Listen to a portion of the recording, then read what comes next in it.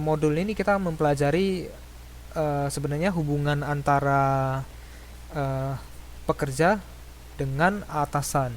Bagaimana di dalam sebuah perusahaan itu atasan itu bisa memberikan motivasi kepada para pekerja sehingga para pekerja bisa bekerja dengan baik, dan juga bagaimana cara memimpin di dalam sebuah perusahaan.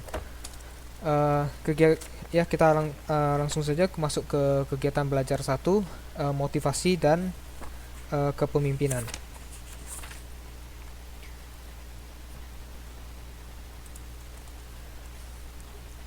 Jadi pertama, apa itu motivasi? Kita mengerti dulu pengertian dan arti penting daripada motivasi.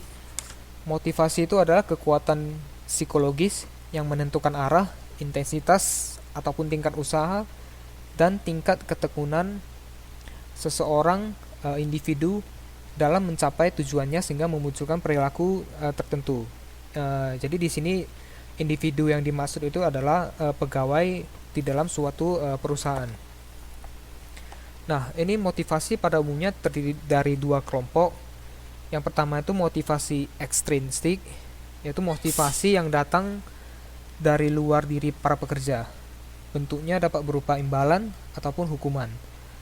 Jadi biasa ya, misalnya untuk meningkatkan motivasi, atasan itu memberikan imbalan ataupun hukuman. Kemudian yang kedua itu motivasi intrinsik, yaitu motivasi yang datang dari dalam diri pekerja. Misalnya para pekerja sangat ingin mengembangkan perusahaannya dan ingin melihat perusahaan itu maju.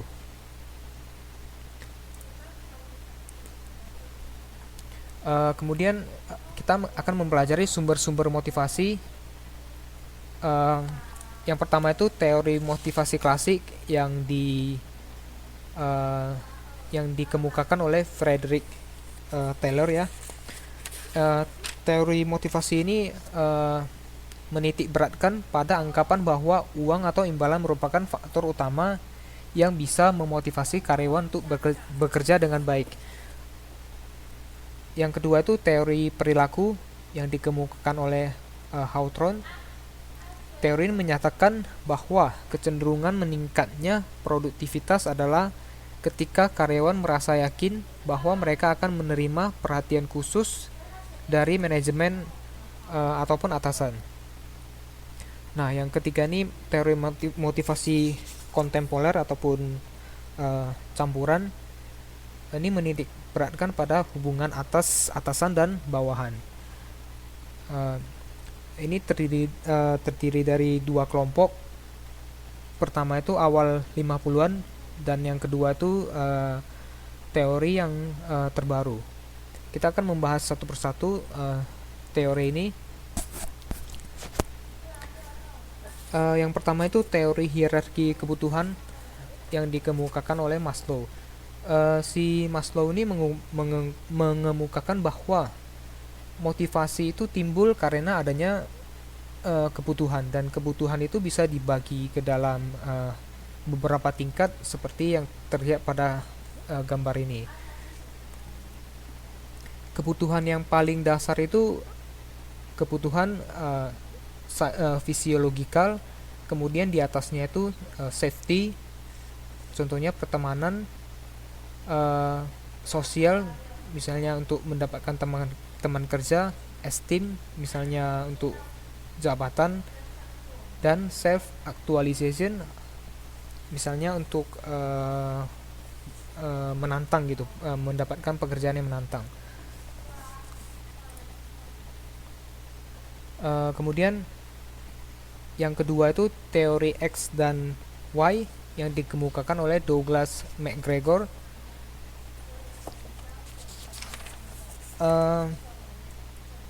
Teori ini menyatakan bahwa terdapat dua cara pandang manajer yang sangat berbeda dalam hal menggunakan sumber daya manusia untuk perusahaan.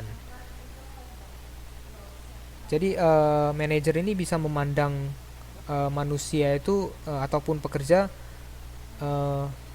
mempunyai ciri-ciri seperti di kolom teori X ini, dan ciri-ciri di kolom teori Y ini.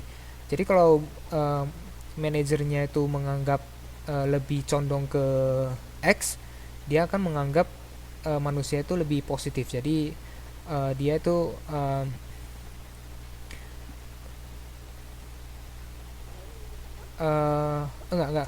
salah terbalik.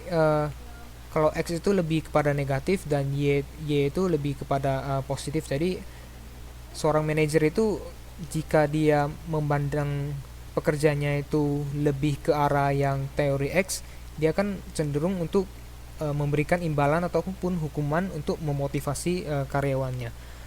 Kalau di teori Y ini lebih kepada self motivated ataupun karyawannya itu bisa memotivasi dirinya sendiri. Teori selanjutnya itu two factor theory atau motivation hygiene teori yang dikemukakan oleh Herbert.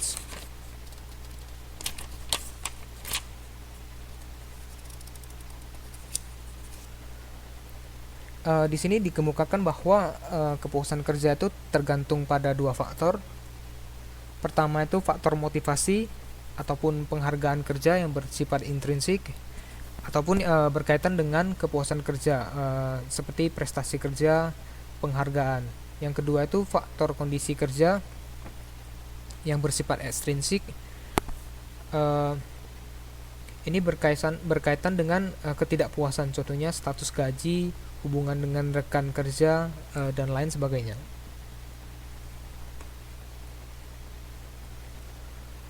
Yang selanjutnya itu ERG teori yang dikemukakan oleh Alderfer. Di sini terdapat 3 kelompok kebutuhan.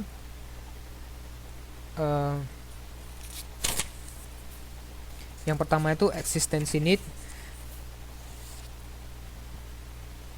Jadi sebenarnya teori ERG teori ini mirip dengan teori kebutuhan teori klasik yang dikemukakan oleh Maslow yang di awal tadi.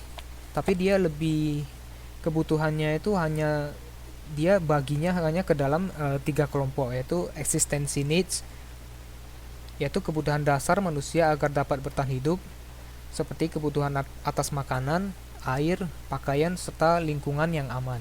Yang kedua itu relatedness needs, yaitu kebutuhan untuk menjalin hubungan interpersonal yang penting, seperti kebutuhan sosial dan status ya. Kemudian yang ketiga itu grow needs,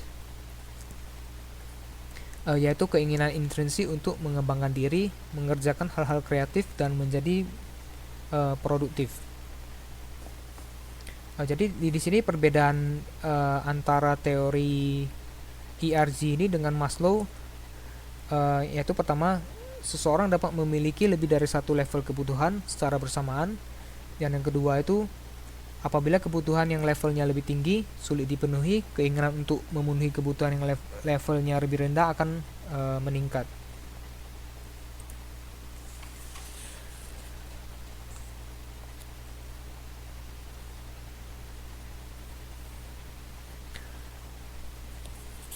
Nah, kemudian teori selanjutnya itu theory of needs. Teori ini berpendapat bahwa karyawan memiliki cadangan energi potensial. Bagaimana energi itu dilepaskan dan digunakan tergantung pada kekuatan, dorongan, motivasi, dan situasi dan peluang yang tersedia.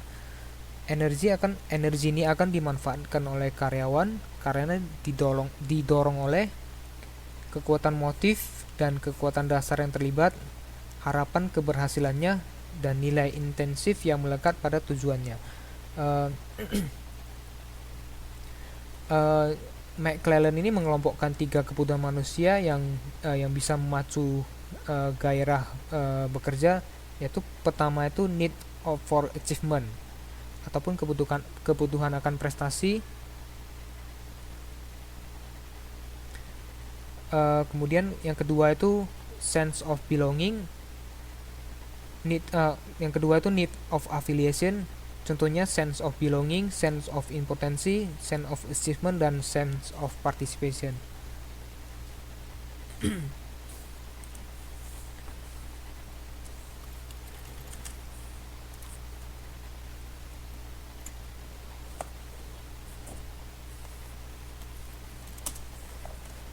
Yang ketiga itu need for power, kebutuhan akan kekuasaan.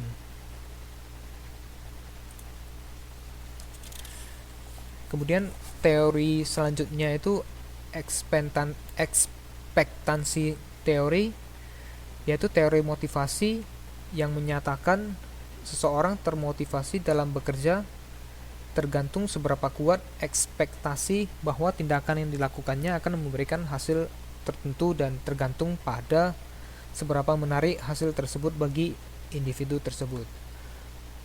Jadi ini teori ekspektasi lebih kepada pengharapan ya. Ekspektasi itu kan berharap. Kemudian equity teori, teori kesetaraan. Jadi di sini seseorang akan mengevaluasi apa yang mereka lakukan dan peroleh pada perusahaan tempat bekerja dengan membandingkan perlakuan di tempat lain. Jadi biasanya para karyawan akan membandingkan apa yang didapat mereka dengan teman kerjanya yang berada di tempat lain. Itu hasilnya bisa 3 jenis, seperti dapat dilihat pada tabel ini. Yang pertama itu inequity ataupun tidak rugi ya, tidak seimbang. Kemudian yang kedua itu seimbang, yang ketiga itu ini lebih enak, dia berlebih.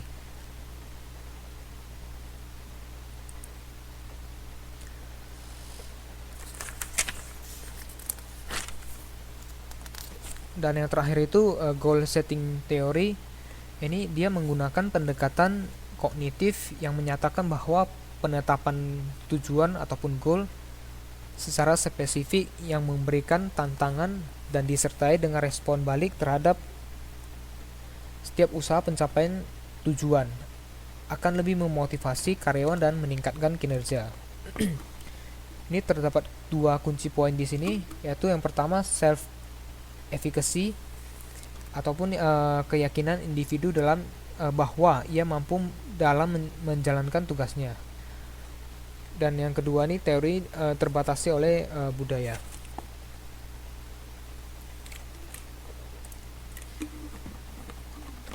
Nah, bagaimana nah selanjutnya bagaimana untuk meningkatkan kepuasan dan motivasi kerja.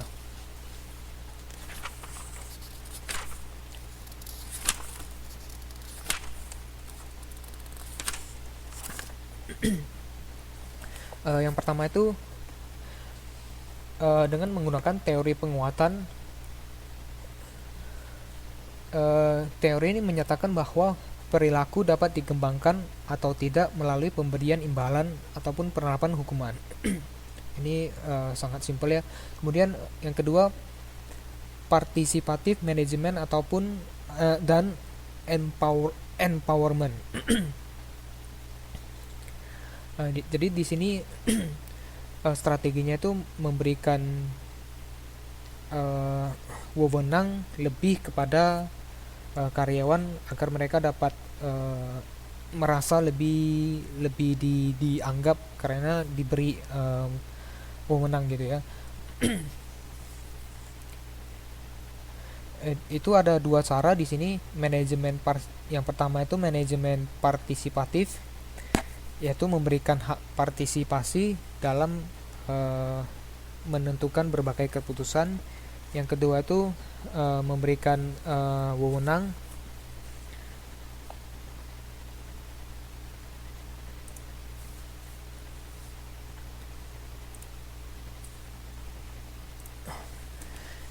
yang ketiga itu cara untuk meningkatkan kepuasan dan motivasi kerja itu dengan cara modified work schedule ataupun memodifikasi jam kerja. Memodifikasi jadwal kerja itu bisa dilakukan dengan 2 cara. Yaitu pertama dengan program pembagian kerja,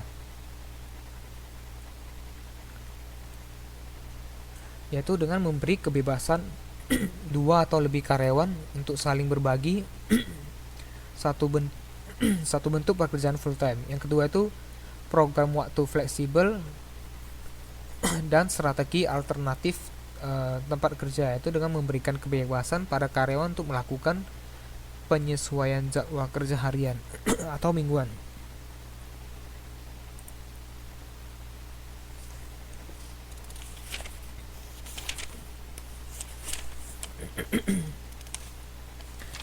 Nah, tadi kan kita sudah membahas tentang motivasi, dan di sini kita masuk pada bagian kepemimpinan. Jadi apa itu kepemimpinan? Suatu proses memotivasi pihak lain untuk bekerja sesuai tujuan tertentu. Jadi di sini pemimpin itu sangat krusial posisinya, di mana dia yang bertanggung jawab untuk memotivasi pihak lain untuk bekerja agar bisa mencapai tujuan tertentu.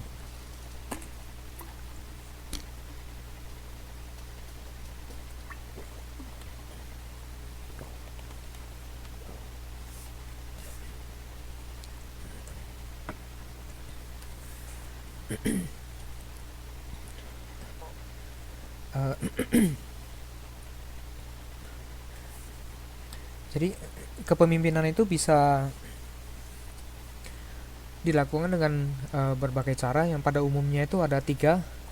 Yang pertama itu gaya autokratis ataupun otoriter, ya, yaitu dia memberikan perintah dan menuntut bawahan untuk mematuhi tanpa banyak bertanya. Kemudian yang kedua, gaya demokratis, yaitu pemimpin meminta masukan dan pendapat dari bawahan, tetapi keputusan akhirnya itu tetap berada di tangan manajer. Kemudian yang ketiga itu gaya free rein, yaitu pemimpinnya itu hanya bertindak sebagai penasehat bagi bawahannya, dan bawahannya itu memiliki kekuasaan untuk mengambil keputusan. Oke, kita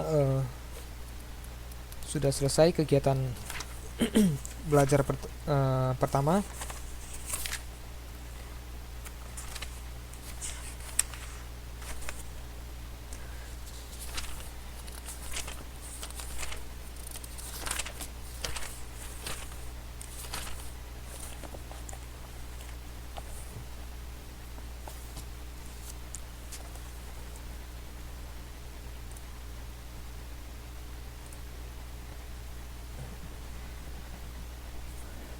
Kita lanjut ke kegiatan belajar 2.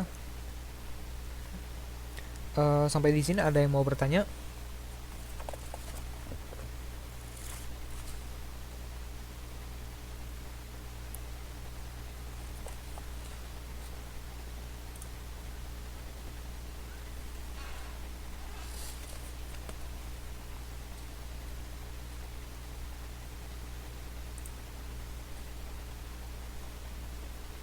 Oke, kita lanjut ya. Kegiatan belajar 2 itu tentang hubungan industrial. Jadi hubungan industrial itu adalah ini definisinya, suatu subjek yang membahas sikap dan perilaku orang-orang dalam berorganisasi di dalam pekerjaan ataupun di dalam sebuah perusahaan, dan mencari sebab-sebab yang menentukan terjadinya perilaku tersebut, serta mencarikan jawaban terhadap penyimpangan yang terjadi. Jadi di sini hubungan industrial itu biasanya berkaitan dengan organisasi pekerja.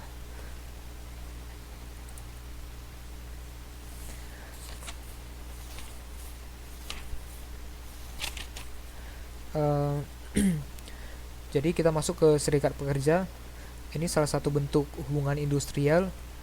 Serikat pekerja itu definisinya menurut Griffin, ini sekelompok orang yang bekerja sama untuk mencapai tujuan hubungan ketenaga kerjaan seperti kenaikan gaji, pengurangan jam kerja, peningkatan keamanan, keamanan kerja, peningkatan tunjangan, atau peningkatan kondisi kerja. Kemudian secara general itu serikat pekerja itu definisinya organisasi pekerja yang menggunakan tindakan kolektif untuk memenuhi keinginan anggotanya, meliputi upah dan kondisi kerja.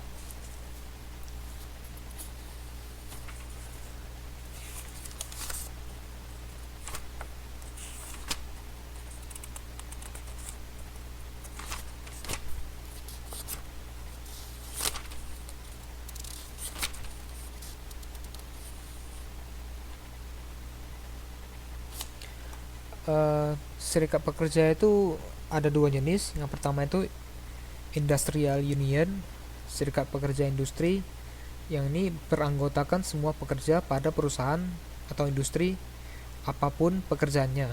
Yang kedua itu craft union ataupun serikat pekerja keahlian atau profesional. Ini meliputi pekerja di bidang keahlian atau yang terkait dengan kelompok yang memiliki jabatan di dalam perusahaan. Misalnya seperti guru, pemadam kebakaran, polisi, dan lain sebagainya. Nah, ini ada beberapa alasan kenapa serikat pekerja itu perlu dibentuk. Yaitu pertama itu untuk lebih menjamin lebih mendapatkan jaminan kerja. Kemudian untuk meningkatkan kondisi kerja yang aman dan sehat. Ketiga itu sebagai jalur atau sarana komunikasi kepada pihak manajemen. Kemudian untuk mendapatkan kompensasi yang lebih adil.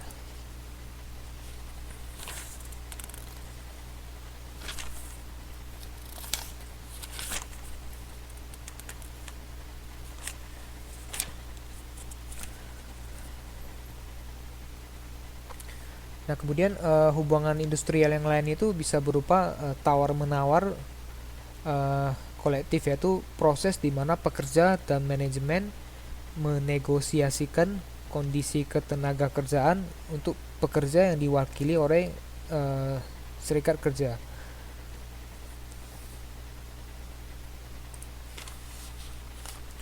Nah, ini ada tipe dasar tawar-menawar kolektif. Yang pertama itu tipe tawar-menawar distributif, yaitu biasanya hanya ada menang kalah. Kemudian tipe tawar-menawar integratif, itu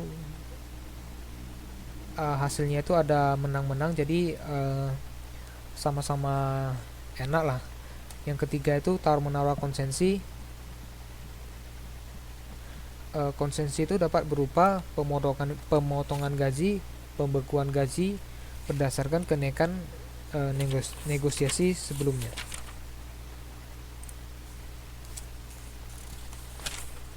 Nah, kemudian bagaimana tahapan untuk melakukan tawar-menawar secara kolektif?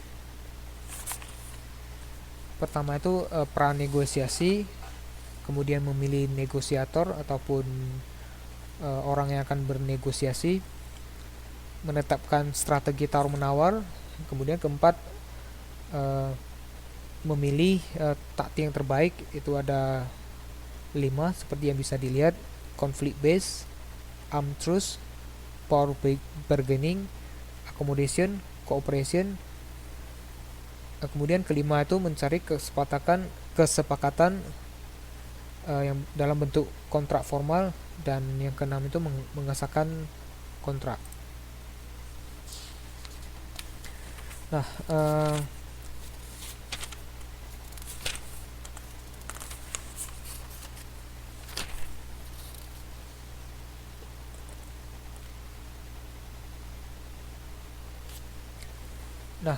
kemudian jikalau di dalam negosiasi tersebut terjadi kegagalan dan tidak tercapainya kesepakatan, maka akan ada 2 tindakan yang bisa dilakukan. Yang pertama itu oleh serikat pekerja itu biasanya mereka akan mogok, boykot, dan mempublikasikan tuntutan.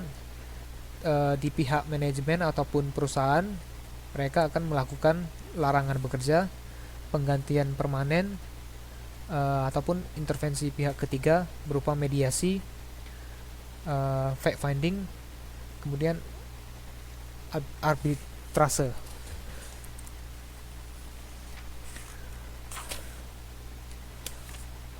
Oke, kegiatan belajar 2 saya kira cukup sampai di sini. Ada yang mau bertanya?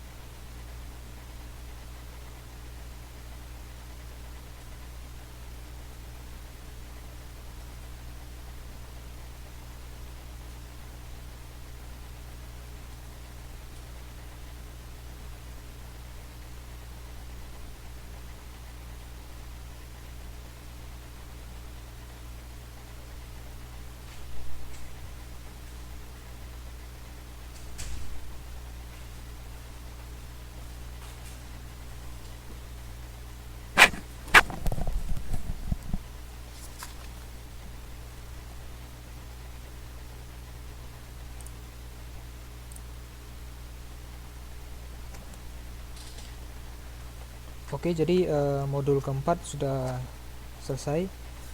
Jadi di sini kita telah belajar motivasi kepemimpinan dan hubungan industrial.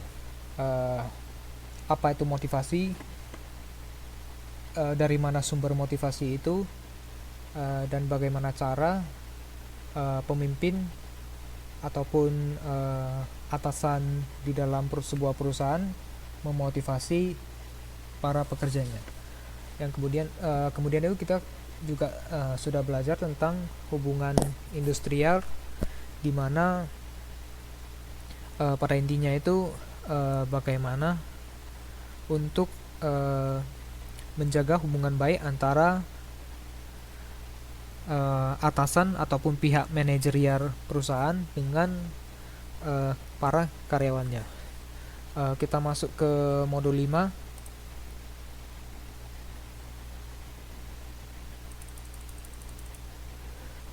itu pengelolaan produksi atau operasi dalam bisnis.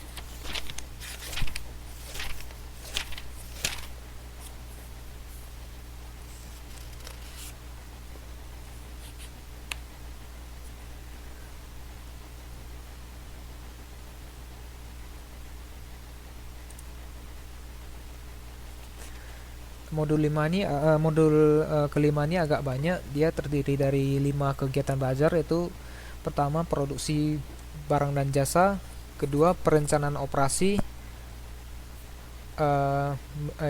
meliputi yaitu prediksi output, kemudian perencanaan operasi meliputi bagaimana merencanakan kapasitas, lokasi, layout ataupun susunan, kualitas, dan metode. Kemudian bagaimana melakukan penjadwalan dan pengawasan operasi, kemudian melakukan manajemen kualitas dan produktivitas. Jadi modul 5 ini belajar tentang operasi di dalam sebuah perusahaan, baik untuk memproduksi barang ataupun jasa.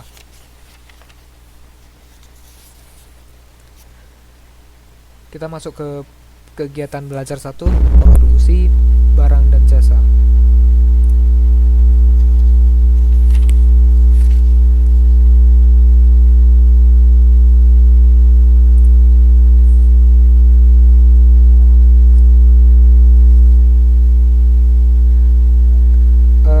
Sebelum kita masuk itu kita harus mengerti dulu apa itu pengertian daripada produksi. Oke, saya besarin suaranya ya. Halo, tes, sudah jelas?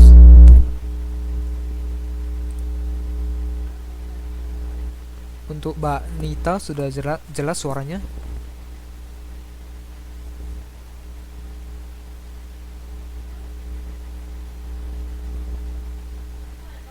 Oke, kita lanjut. Apa itu produksi? Produksi itu adalah kegiatan untuk menciptakan berbagai manfaat dari barang atau jasa yang ditawarkan agar dapat memenuhi kebutuhan dan keinginan konsumen.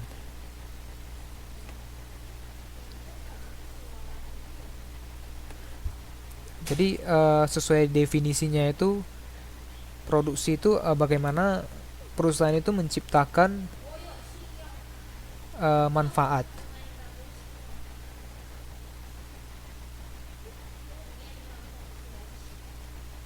Bagaimana menciptakan berbagai manfaat dari barang ataupun jasa untuk ditawarkan kepada konsumen.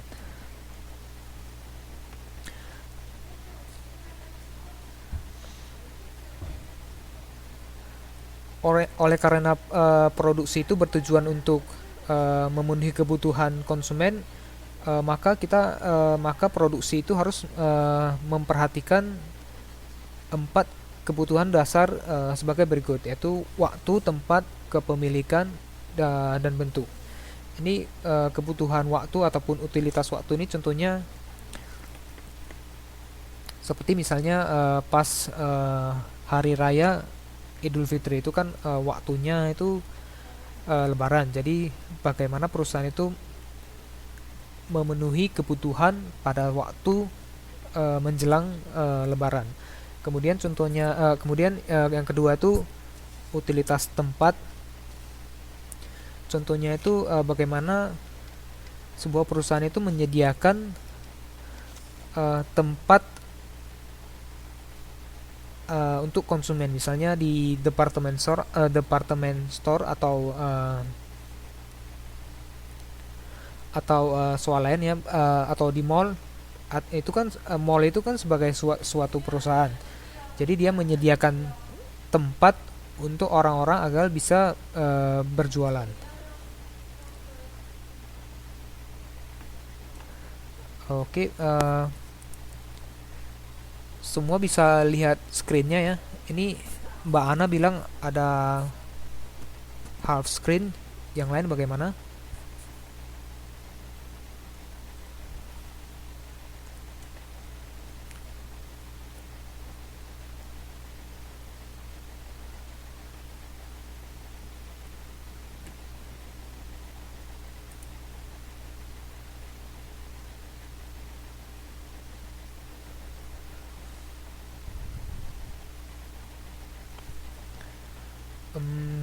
Oke, kalau gitu saya upload balik bentar ya.